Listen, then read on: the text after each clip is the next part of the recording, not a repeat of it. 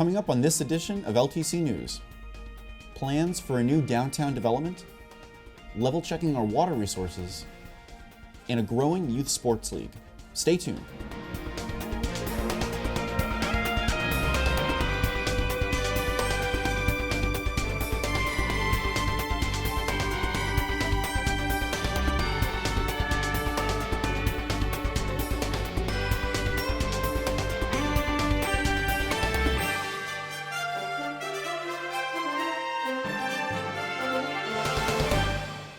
Thanks for joining us for this edition of LTC News. I'm your news anchor, Al Gentili.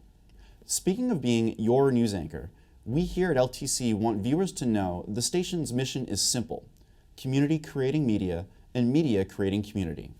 To that end, you can make story pitches, send comments, or just say hello by sending us an email at ltcn@ltc.org. All of us here cannot wait to see what you have to say. Next, let's talk about the recent droughts affecting many New England communities. Lowell is a city uniquely situated adjacent to the Merrimack River, which has supplied its water and powered its industry from the beginning. Other nearby towns without river access are experiencing severe restrictions and dry reservoirs because of current drought conditions. In Lowell, we continue to be protected by the river. Most drought conditions are caused to groundwater, which are wells, and the city of Lowell actually gets its water from the Merrimack River. Mill City Grow's urban farmer Lydia Sisson agrees. Growing crops near a river has clear advantages. Because we're right next to our water source, which is a river. Other farmers in other towns that rely on wells and irrigation ponds, they were drying up. The river begins its flow in the White Mountains of New Hampshire, makes its way to the city of Lowell to its intake station, and on to the water treatment plant. We treat it and we send it out to the residents of the city of Lowell for water use, washing their cars, laundry, food. With much of eastern Massachusetts experiencing extreme drought conditions, the Department of Environmental Protection recently issued some notices to local water utilities. This is the first time that I've actually gotten a newsletter from the DEP saying there's droughts, warnings, and conditions. So we've really been on top of it, watching our river levels, and we really haven't had any issues at all. Lower rainfall levels, combined with this season's high temperatures, did, however, present different issues for farmers. We lost most of our lettuce this summer, so everything that we were putting out would basically just die because of the heat. A lot of our weeds have been adapting to the drought more than the crops actually do. I think parsley is the big one. I don't know if they harvested sage from Middlesex. They're going to be here in a few minutes, so. We've actually still had a pretty good year, and we've been able to adjust based on some of the things that were happening. So all of our lettuce dying, we were putting in quick greens like arugulas and things like that. The urban farm on Pawtucket Boulevard uses drip irrigation to provide efficient watering. Right now, it's one of the more efficient technologies. So you're bringing water pressure way down and running it through lines that have little holes, and that's allowing the direct contact with the surface, so you're not having all that evaporation that overhead watering has. For the at-home gardener, Sisson recommends watering early in the morning, but more importantly, drought or not, to be mindful of conserving water wherever you can. You do have to just be really cautious about how much water you're using as well, because it's a big ecosystem we're working with when we're talking about water. Not only do we depend on the Merrimack River for its life-sustaining water, it's a beautiful place to spend the day. Deb Belanger takes us to the River Walk on this week's Let's Go.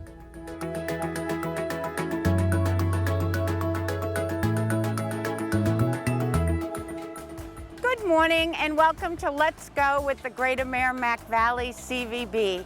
And I'm your host, Deb Belanger.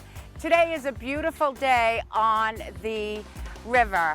I'm located here at the Heritage State Park run by DCR. This is a fabulous place to get out and enjoy the outdoors. You can take a walk along the river, you can bike along the river, you can rollerblade, you can jog. It's a fantastic place to bring families.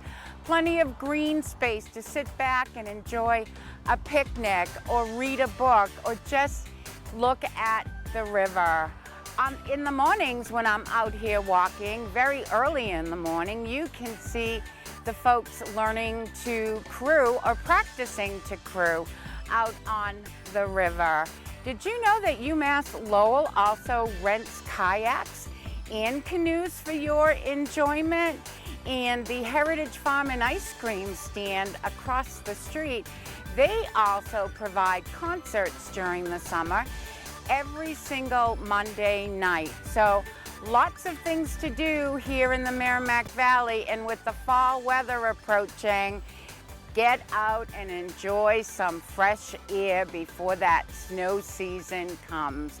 So I will see you next week. Have a terrific day. Next up, Director of Municipal Programming Brian Dorrington gives you the rundown on City Council, including how it is that they're elected and what it is exactly that they do. Hello and welcome to this week's City Council Synopsis segment. The title of this segment is a little misleading as there was no City Council meeting this week and therefore nothing for me to synopsize. Great job. Instead, I will ask and attempt to answer a question. What exactly is a City Council? Great question, Brian. Lowell uses what's called a Plan E form of government, which consists of a City Council and a City Manager. The council is the legislative body of the city, comprised of 9 members who serve 2-year terms. Of those 9 councilors, 1 is voted mayor by the rest of the council. The council is guided by the city's charter, which is the legal document by which the city is founded upon. Consider it the local version of the U.S. Constitution. The council is in charge of hiring the city manager, who oversees the city's day-to-day operations. In addition, the council hires a city clerk, who serves as an administrator for the council, and a city auditor, who is responsible for managing much of the city's finances. The city council votes on proposed budgets, bonds, grants, ordinances, and much more. Any member of the council can bring forth a motion for the rest of the council to vote on. The passage of a motion requires a majority vote. Motions are generally presented in the form of requests to city staff, departments, or subcommittees and involve a variety of issues. An example of some recent motions are a request for the city manager and solicitor to develop an ordinance to increase fines for illegal dumping, a request for the city manager to look into an ordinance regulating Airbnb in the city, and a request for the zoning subcommittee to look into information defining in-law apartments in the city. I mentioned earlier that the City of Lowell operates using a Plan E form of government, which uses an all-at-large election process. Every 2 years, the top 9 candidates with the most votes are elected, regardless of what part of the city they live in. This all-at-large election process is the cause of much controversy. Most cities operate electing a mix of at-large and district-based councilors. Opponents of the all-at-large process believe that we should move towards electing a mix of at-large district or ward-based councilors to ensure each section of the city is equally represented. Supporters of the all-at-large election process argue that for a Plan E government form to work, councilors need to do what's best for the city as a whole and not just for the district in which they would represent.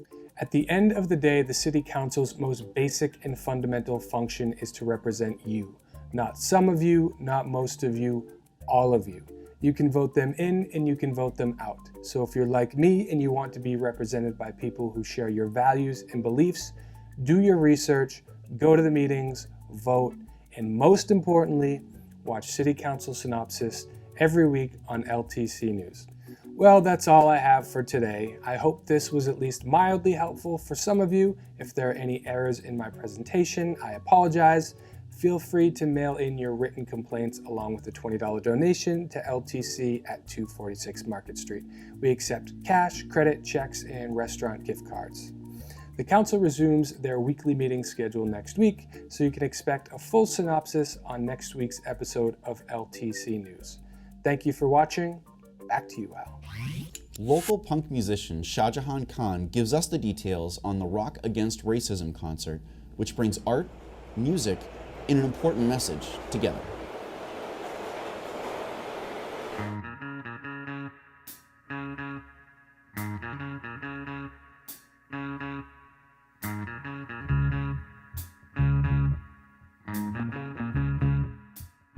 It's the product of like a year-long effort to have an open and honest discussion about racism, xenophobia, Islamophobia, and all sorts of issues like that clearly a part of, the American conversation, the global conversation on just kind of like where our world is headed. And also it's something that I personally wanted to do specifically now at this time with the election coming up next month already. So it's going to be basically a 3-hour event that's free and open to not just students but to the public. Like we wanted to have it. It's being held at UMass Lowell, but we wanted to have it be sort of accessible to the whole kind of like Lowell community. This is a place. Lowell is a place that I have a long-standing relationship with. Like I lived here for 3 years. I went to school at UMass. I did my bachelor's and master's there. My father worked here for almost 15 years. Who else is going to be playing at the Rock Against Racism concert? The UMass Lowell Gospel Choir. We're going to have a good friend of the Kamina's, Saraswati Jones. She's an artist from Cambridge, from Boston. She is a peer educator, amazing singer, songwriter. She also has another band, punk rock band kind of like ours. And then we'll have us, the Kaminas, performing our full punk rock loud set. And then we are also really honored to have 2 Iraqi refugee students from Middlesex Community College who are going to be giving brief statements, just kind of what their experience has been like. Aside from some really good music and just sort of a mixed bag of entertainment, what else can people expect at the event? So the event is free. It's Thursday, September 29th. It's from 5 to 8 p.m. at the University Crossing building in between the 2 North and South campuses. And they should expect a free dinner also. And yeah, just a good time. Also, the first ever like punk rock concert in Maloney Hall on 2nd floor of University Crossing. So I think people should expect, a unique, interesting sort of experience that the likes of which maybe Lowell has not seen yet. Well, there you have it. September 29th at University Crossing, Rock Against Racism.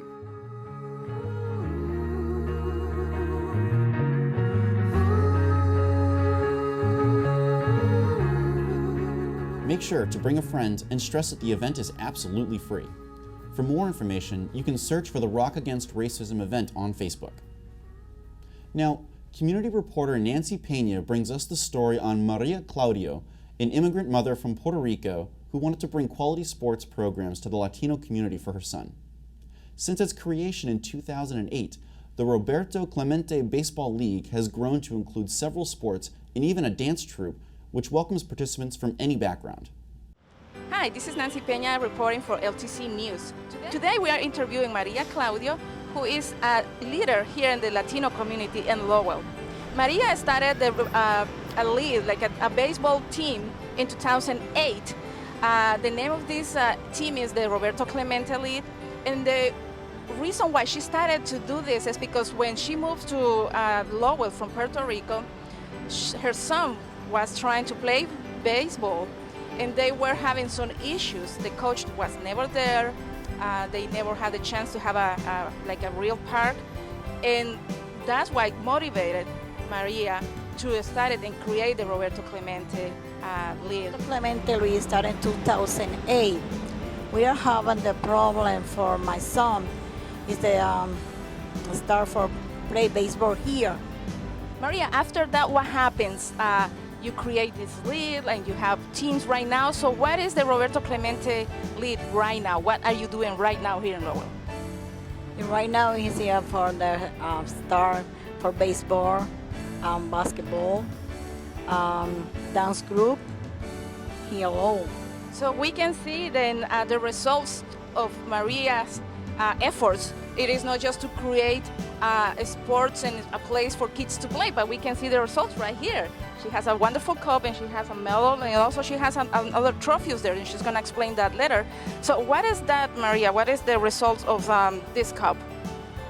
This is the third cup Roberto Clemente. They play for Lowell. My league is a championship. They play for a team for Boston, Lawrence, Nashua, and the Roberto Clemente League is the championship role. Well, congratulations. So they get the third place in this championship. That's amazing. How about the basketball team? We understand that you also have a Roberto Clemente basketball team. Can you explain more about that, please?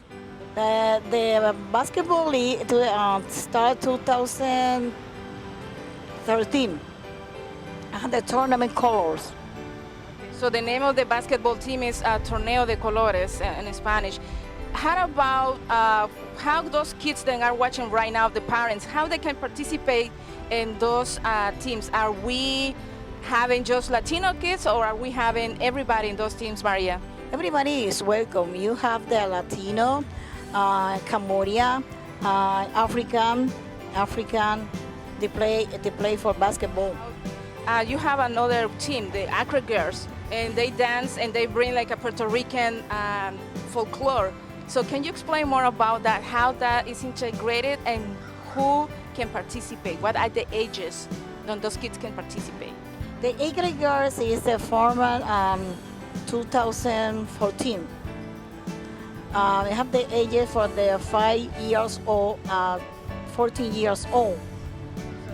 So for people who are watching us right now, how they can contact you directly if they want to participate in the basketball, baseball, or Acre Girls?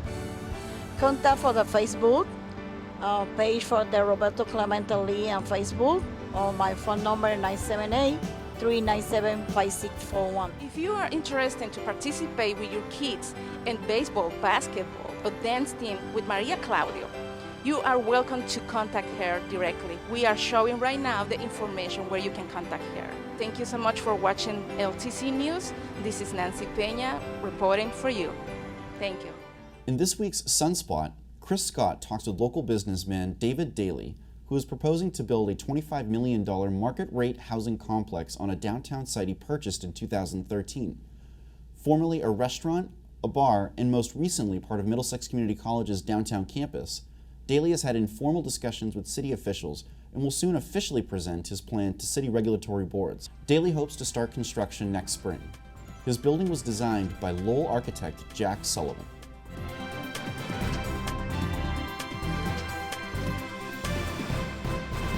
Hello everyone, I'm Chris Scott from The Sun and welcome to this evening's episode of Sunspot.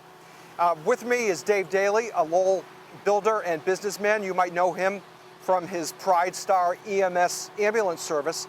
In back of us is a building you might know, you might recognize. It used to be the Raft, it used to be Chevy's, then Middlesex Community College owned it for a little while. Now Dave Daly owns it. He purchased it in November of 2013. Dave, you purchased it from Middlesex, correct, or from the state? I actually purchased it, Chris, from Jim Cooney, who owned the property and leased it to Middlesex Community College. Okay, thanks for pointing that out. In November 2013, you might remember the economy wasn't so great. A lot has changed since then, and now Mr. Daly, with his developing hat on, not his ambulance hat, is really moving forward with plans for the site. So we're here today to hear what Dave has planned for the site, where everything stands, and what people can look for over the course of the next several months. So Dave, I'll turn it over to you. Great. If you could just bring us up to speed, and we'll go from there. Well, Chris, as you've heard in the past, we've looked at this site for a number of different uses. When we purchased it in 2013, I obviously didn't purchase it for the building. It's got some structural issues, but it's got an unbelievable location. It sits here right on the Concord River, looking up to the falls to the west and to the north up the Concord River and then out to the Merrimack.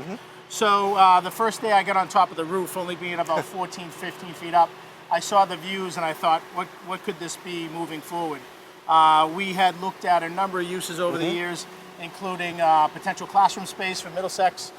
We looked more recently at a hotel use, and after studying that a little bit deeper, we figured that probably wasn't the best scenario for a number of reasons. Over the last probably 6 months, we've really looked at the state of the economy, looked at the housing and some of the issues with downtown, and we decided, not issues with downtown, but some of the issues, not enough market rate housing, I should say. So we went ahead and moved forward with our architect who's here today, Jack Sullivan, from Gavin and Sullivan, and we put together a residential housing proposal. And I got to tell you, what we have, what we're going to be proposing to the city is just a state-of-the-art building. It's going to be a 9-story building we're proposing with a green roof, all glass.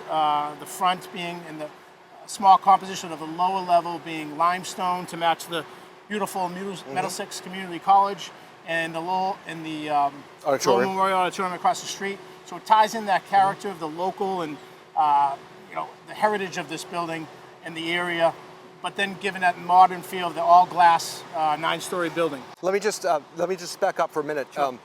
There's been a lot of talk about whether there's a need for another hotel in the city, right? You know, there's a hotel right across there that's really kind of only half a hotel now. It's owned by UMass Lowell.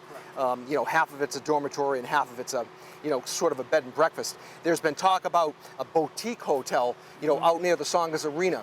Now, I think Marty Mee and the former chancellor did a study and they determined that that's really not needed out there. So, I mean, you can say definitively that all this talk about whether Lowell needs a hotel, it's for certain Lowell doesn't. Is that correct? And well, what are you basing that on? I got to tell you, from my personal involvement in the hotel, we do that from our due diligence. It wasn't worth the risk for us to say that there's no absolute need. I would be misspeaking. I can tell you from this site and for what we would want to put in for our financial exposure, it just doesn't make sense for us, for the hotel. Right. Talking to a few hoteliers at the time, it's been a few years, they didn't want them to take that risk as well. Now, you bring up another hot topic when you say it's market rate housing, right? Now, you're talking about apartments or condominiums? It's a good point. Market rate housing sometimes can be a generic term, as you know, and it turns into something different. So we're looking at high-end apartments, but most likely these are going to be for-sale high-end condos. We're looking at condominiums ranging from small one-bedroom to 950 to 1,900 square foot two-bedroom condos. Again, these are going to be, 1 to 2 bedroom units, all glass, overlooking, up the Concord River and down to the Merrimack. The big key to this is we're going to be try to redevelop the site to make it more user-friendly, and also finally connecting the greenway that's been coming down the Concord River. Greenway. This is the last bastion that there's 100 feet that hasn't been connected, and we're going to do that with this. In discussions with the city, we're going to give them an easement to finalize that piece. Now, Dave, where does everything stand? Do you have everything? Have you applied for your city permits? We have not. We met with the city manager, and now we've met with the department heads yesterday. We had a great meeting with them yesterday, and we're going to wrap up a couple of our due diligence items, and we're going to be looking forward to making a proposal to the planning board, conservation, and zoning, probably I'd say in the next 30 to 60 days. 30 to 60 days, so probably before the fall is out, correct? That's our goal. Dave, what kind of response have you received from the city manager in meeting with the planning officials? I got to tell you, it's been very positive. We met with him. We're buying a small piece of land off the city here, and the department's head meeting yesterday was extremely positive. We went over some concerns they have, and obviously we're going to address those concerns, but I guess the overall feeling is very good. Dave, getting back to the market rate housing side of this, right? I've been in the city for a while now, and I've heard lots of talk about downtown development potential. And one of the reasons people will say, maybe not publicly, but the reason that downtown hasn't reached the potential that people feel it can is because of the demographic of people living downtown. Right. There's not a lot of people downtown with spending money who'll go out to the restaurants and stuff. That's why there was such a hullabaloo when UMass Lowell purchased Perkins Place, and 400-something people over there, young urban professionals, suddenly found themselves without a home or having to go someplace else. So can you talk about that just a little bit, about the need for market rate and how that will fit into the city's plans to maybe bring some more restaurants and some more cultural amenities to the downtown? Oh, sure, that's a great point. I think, and as many other people feel, living in an urban setting is really good. You can walk to restaurants, you can walk to the theater, you can walk downtown.